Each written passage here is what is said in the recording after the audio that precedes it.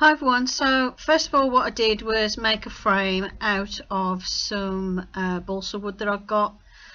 This just came in a cheap pack of multiple sizes and there happened to be 4 of them, so I thought I'd use this. Normally when I do things like this I will use ready-made box frames, that sort of thing, but I haven't been to the shop to get any more, so I'm just using these. What I do use a lot of actually is frames from the charity shop, so that's a good source of cheap frames if you can't if you don't want to keep buying them. Obviously at the minute they're all shut, but hopefully they'll open again soon. And then I've got some of these mini dowels and cut them up because I'm going to use these just to reinforce the joints, because obviously balsa wood's not the strongest wood, but for my purposes for this sculpture, which is going to be quite light, it's fine. So what I'm doing is poking a hole in the balsa wood, and then I'm going to glue that with some PVA glue. PVA glue is pretty much the same sort of stuff as wood glue, it's just wood glue is like a stronger version of PVA, but this will do for what I need. So I just held the 2 pieces of wood together and pushed so that the little dowel would make a mark, and then that told me where to put the hole in the next piece, and then it's a case of adding plenty of glue and pressing it together like so. And once you've done 4 of those, I just cut them all the same size pretty much, by the way, you get a square.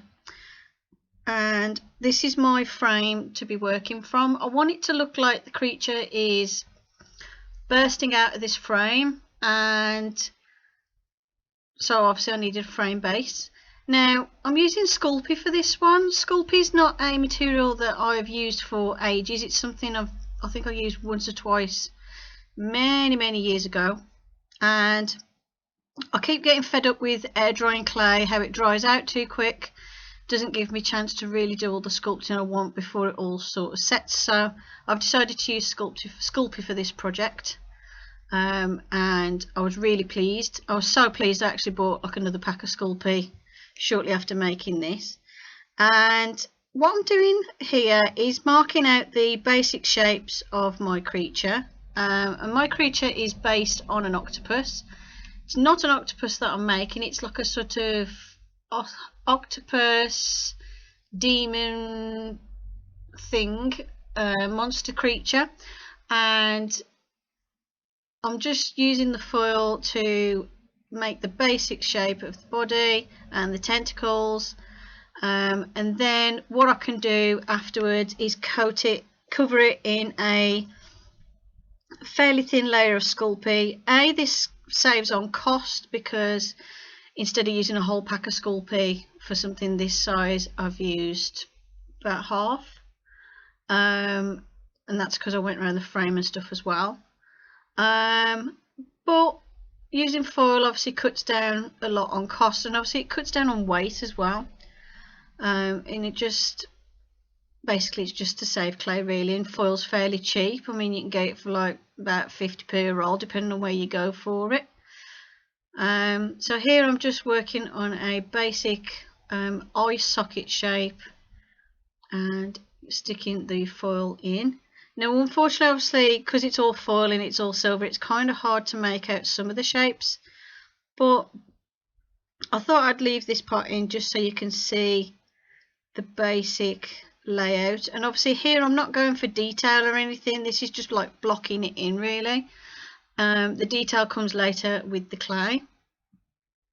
So as you can see, I'm just deciding where parts go, which part of the demon creature is going to be hanging over the edges of the box, which parts are not, and then any gaps and stuff I'll fill in with some foil at the back as well, so it's like a solid base behind the octopus as well, just to finish it off and also to make sure it's fairly solid.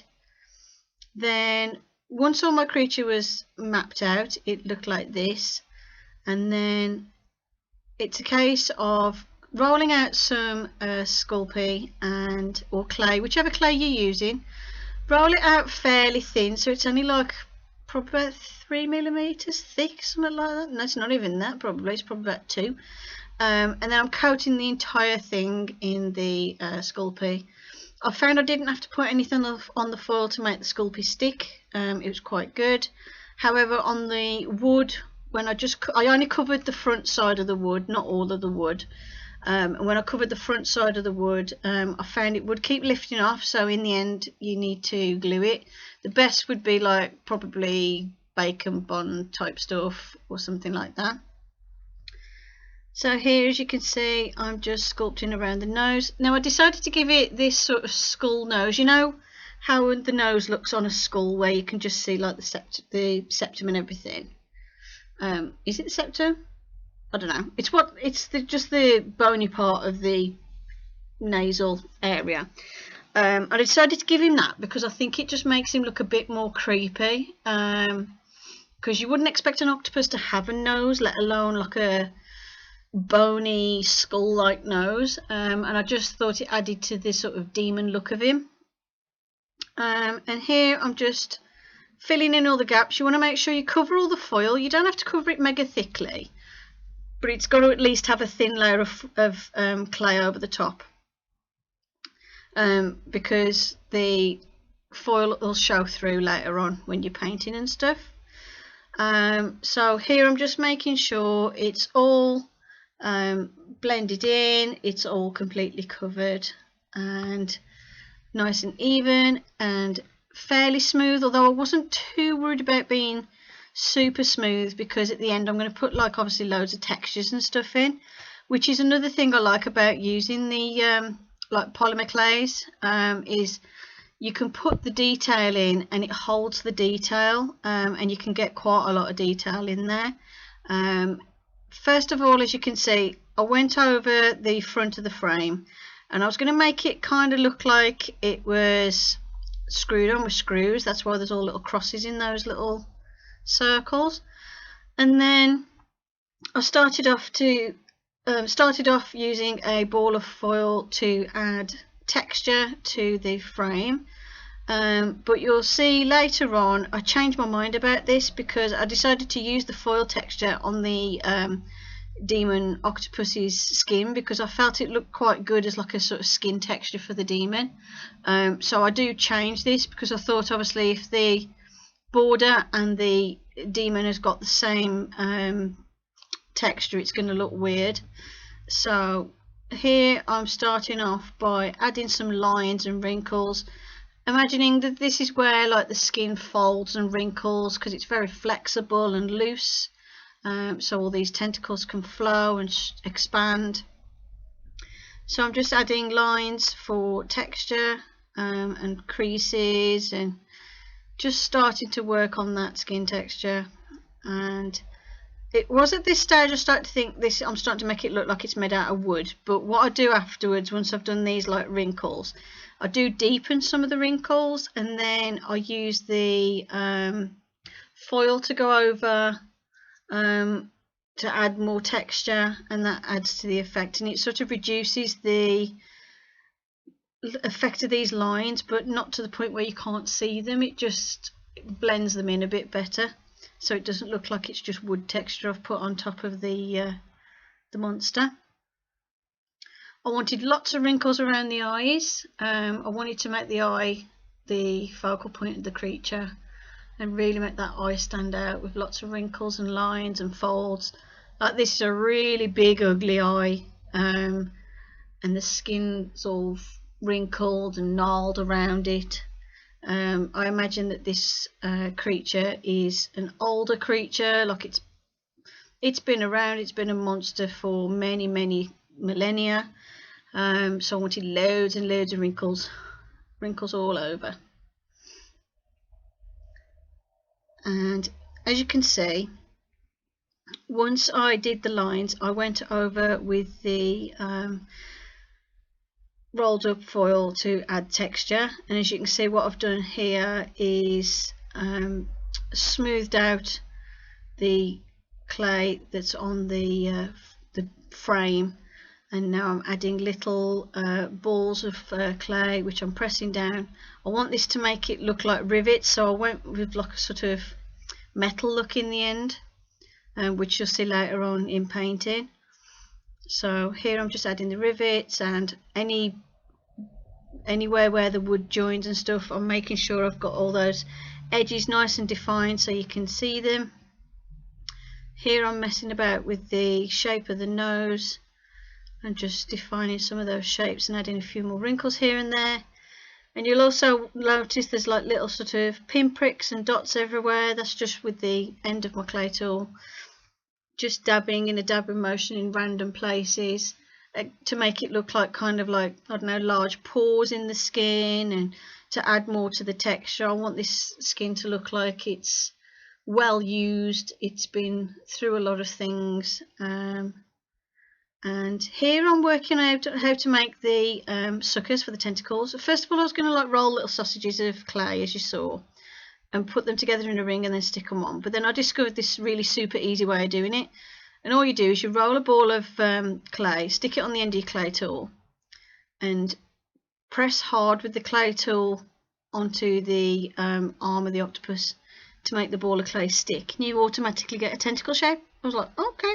It was one of them where it was kind of like a happy accident, and I was like, okay, that's the method we're using for today. So that's how I made all the tentacles, all the suckers on the tentacles for the creature, just with these little balls of clay. Then I baked it in the oven for about half an hour. Just follow the instructions on the packet, but then just make sure you keep an eye on it so you don't burn the clay.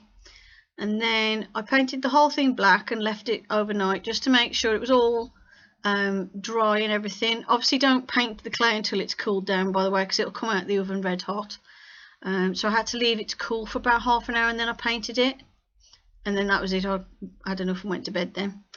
Here I'm using some copper metallic luster wax stuff. This is like a new one I managed to pick up, and because I've always used like the gold and silver ones but never tried the copper one, and I'm quite pleased with it.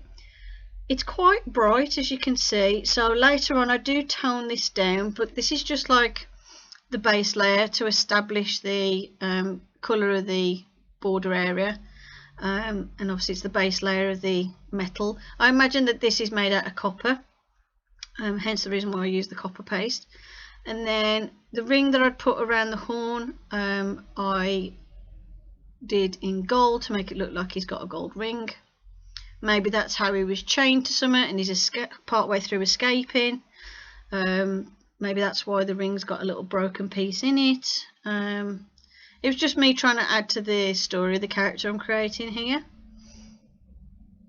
And I was starting to look at like how it looked, and decided that, oh yeah, that's just me remove. If you get any areas where it comes on a bit thick, just remove it with a baby wipe.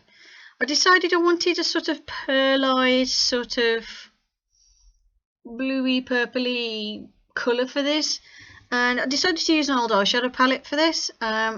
It was one of them where I thought, well, I kind of like that sort of bluey, metallic-y colour, and that's the colour I wanted to get. Couldn't figure out how I could make that with paint. At least I couldn't get the sort of pearlized effect. I could get the colour, but not to make it look all pearlized and sparkly. So I tried a little area with the eyeshadow palette, and it went on really well and showed up really well against the black. So I thought, yep, we'll do it this way. Obviously, if I had like a metallic luster wax in this colour, which I am looking to get, obviously I could just use that. But eyeshadow palette seemed to work quite well. All you need to make sure is you do need to seal this with like a varnish or something afterwards, because it will, over time, as it's like bumped or handled, the blue will lift off. It doesn't lift off fully, but I found if I touch this after going over it with the shadow, I would get just a little hint of blue on my fingers. So in the end I set this with a spray varnish in the end, to make sure it all stayed in place, and it seems to have worked fine. So I just did it this way. Here I'm adding a bit of purple, trying to vary the colours. I'm adding the purple in like the sort of shadowy areas, and in random places on the tentacles, and just going around with a little bit of the it's like a what's the colour? Oh, I can't remember the name of the colour. It ain't red and it's not pink, it's like the one in between. Magenta is it? And I'm just going over that in little areas as well. And as you can see, this creates like a nice sort of pearlized purpley blue effect, which is what I was going for. And then I'm using the silver, which in this palette was had a bit of like a few chunky flakes in it. I went over it a bit and it kind of worked. It wasn't too bad. Then here I'm trying to use the silver luster wax, but mine's really dried out and old. I mean, I've had it ages. I'll probably mix it with some more water, and that saved it last time and made it last a bit longer. But it's like really hard. But I softened it a little piece of it with some water on my paint palette, because if you mix it with enough water it turns into silver paint anyway, and use that on my finger to go around the octopus monster as well.